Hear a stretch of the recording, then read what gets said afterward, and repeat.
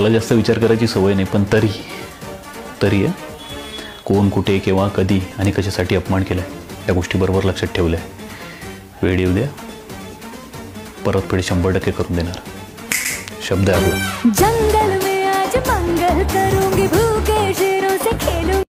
मी माझा हात कापल, मरल, सुसाईड करल, पंख्याला लटकल. बाबा एवढं सस्तं नाही आहे आपलं जीवन. माहिती आहे त्रास होतो आहे, ते एका व्यक्तीच्या गेल्यामुळे खूप त्रास होतो आहे आणि कठीणही आहे. या गोष्टीतनं निघणं फार कठीण आहे, पण अशक्य नाही आहे. स्वतःला बिझी ठेवा. आणि एवढं सस्तं जीवन नाही रे आपलं की कोणाच्या तिसऱ्या व्यक्तीमुळे या दुसऱ्या व्यक्तीमुळे आपण आपल्याला स्वतःला त्रास देऊया, आपल्या फॅमिलीला त्रास देऊ. सो नका करू असं. काही भेटत नाही बरं, काही नाही. तुम्हाला 2 दिवस आठवणीत ठेवतील, तिसऱ्या दिवशी तुमचं चेहरा म्हणजे निघून जाचाल तुम्ही. काही अर्थ नाही.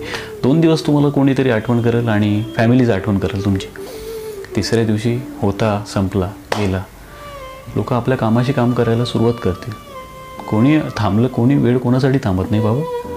सो अशा गोष्टीमध्ये नका पडू. मी विनंती करतो. मन तर करतो आहे की खूप काही बोलू, पण काही बोलू नाही शकत. म्हणतात ना की जो व्यक्ती सहन करणं शिकतो तो बोलणं सोडून देतो.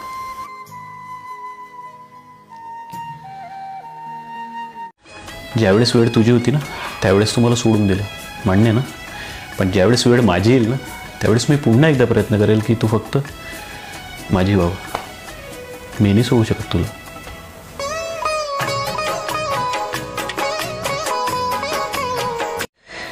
काही लोकांसाठी सांगू इच्छितो की एखादा नाता जर तुमचं निभवायची लायकी नसेल ना तर बनवत नका जाऊ रे.